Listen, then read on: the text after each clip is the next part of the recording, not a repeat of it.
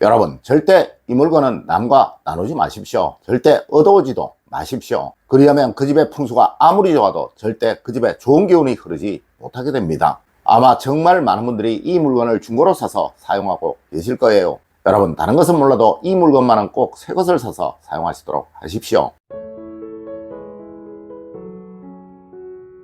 여러분, 안녕하세요. 이정민입니다. 여러분, 혹시 남과 나누면 좋은 것이 무엇인지 아십니까? 네, 바로 음식이에요. 특히 그중 제사를 지내거나 차례를 지낸 음식은 가족들과 나누어도 좋고 또 이웃과 나누어도 아주 좋은 것입니다. 맞습니다. 음식물은 정말 웬만하면 남과 나누면 나눌수록 복이 쌓이고 운이 쌓인다고 하여 왔다는 것이죠. 하지만 절대 남과 나누어서도 안 되고 얻어와서도 안 되는 것이 있으니 이것만은 절대 내 집에 함부로 들이지 마십시오. 이는 자칫 가정에 흐르는 기운의 흐름을 깨어 그 가정을 불행으로 몰고 갈 수도 있는 것입니다. 첫 번째로 가재 도구 중 주방용품만은 정말 웬만해서는 얻지 마십시오. 여러분, 집안에서 돈을 상징하는 대표적인 장소가 바로 주방이라 언제이든 항상 주방용품은 아주 신중하게 선택을 해야 하는 거예요. 물론 여러분의 능력보다 약간 고급스러운 물건을 선택하시는 것이 좋습니다. 특히 그중 수저나 칼, 도마, 냄비 종류, 또 프라이팬과 같은 것들은 정말 무조건이에요. 네, 이런 것은 웬만해서는 싼 것을 사용해서는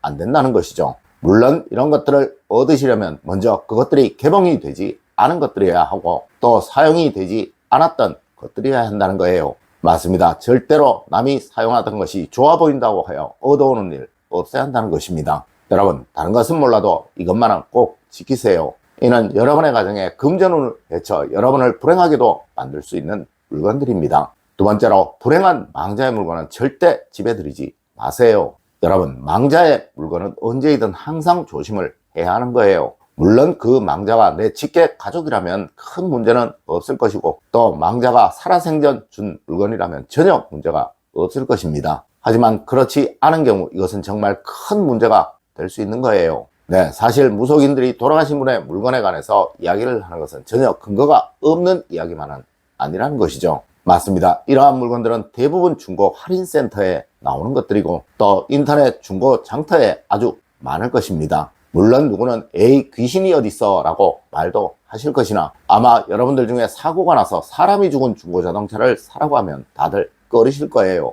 여러분, 세상 무엇이든 다 그렇습니다. 찜찜한 것은 하지 않는 것이 제일 좋은 방법이라는 것이죠. 먼저 고가의 옷이나 고가의 물건들이 중고장터에 아주 싸게 나왔으면 먼저 무엇 때문에 그렇게 싸게 파는지를 꼭 알아보시도록 하세요. 네, 세상에 이유 없이 싸게 파는 물건은 절대로 없는 법입니다. 특히 그것이 옷이나 친구, 가전제품들이라면 무조건 조심을 하십시오. 네, 그래야 행여 생길 수 있는 불행을 피해갈 수 있다는 거예요. 세 번째로, 불행해져가는 사람의 물건은 절대 얻어오지 마세요.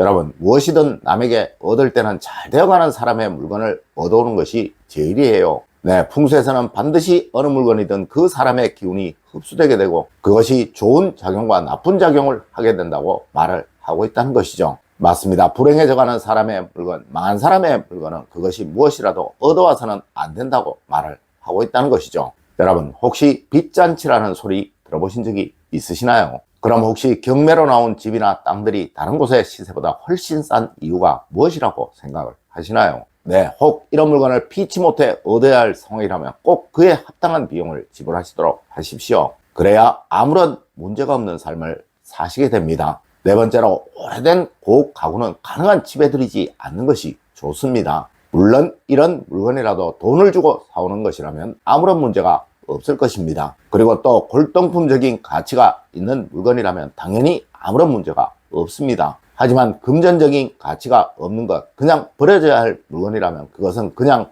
폐품인 거예요. 특히 그것이 가구라면 그것은 폐가구인 것이죠.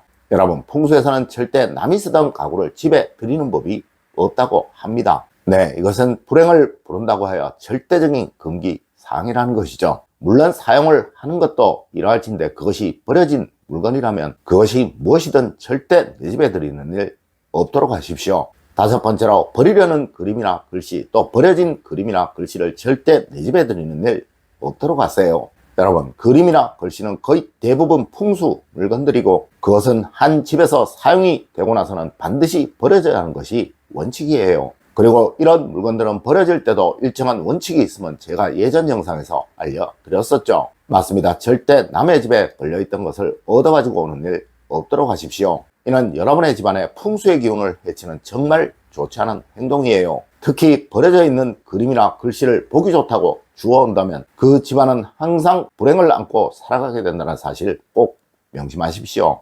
여섯 번째로 식기류나 접시류는 무조건 돈을 주고 내 집에 들이십시오. 여러분, 그릇이나 수저 또 냄비 종류는 정말 무조건이에요. 이것은 개봉이 되기 전의 것이나 또 사용을 하기 전의 것이라면 문제가 없을 것이나 일단 사용을 하던 것이라면 절대 집에 들이는 것이 아니라는 것이죠. 특히 그 중에 그것은 아무리 마음에 드는 것이라고 하더라도 사용을 하던 것을 내 집에 들이는 일 없도록 하십시오. 네, 언제이든 항상 주방의 용품, 특히 그 중에 그릇류나 수저류는 정말 중요한 것입니다. 이것은 여러분의 식복이고 이 식복은 바로 여러분의 재물운이에요.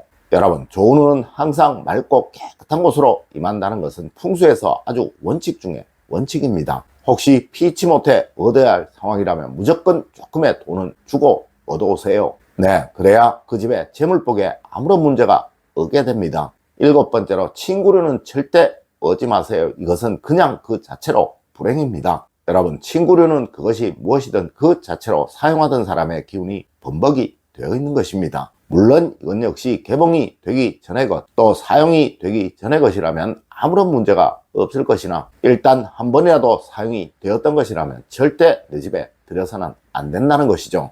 여러분, 친구류는 부모님이 사용하던 것이라도 물려받는 것이 아니라고 하였습니다. 여러분, 꼭 명심하십시오. 돌아가신 분의 물건들 중에서 반드시 폐기를 해야 하는 것이 바로 이 친구류라는 사실을 말입니다. 네, 이것은 아무리 좋고 아무리 마음에 들더라도 사용하던 것을 얻어오지 마세요. 네, 그것이 내 집에 들어오는 그 순간이 바로 내 집에 불행이 생겨나는 순간이 된다는 것입니다.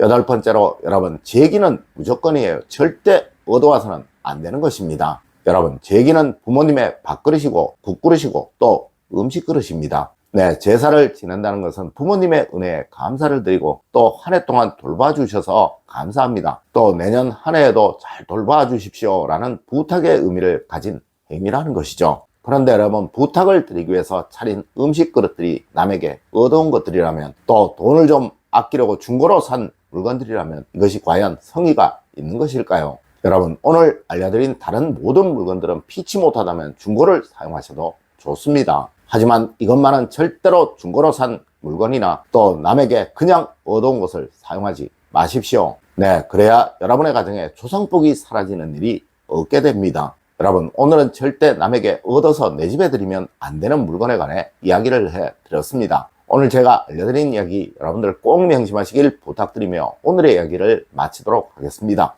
늘 올바른 행동과 올바른 지식을 여러분들께 전하도록 노력하겠습니다. 여러분, 긴 시간 감사드립니다. 감사합니다.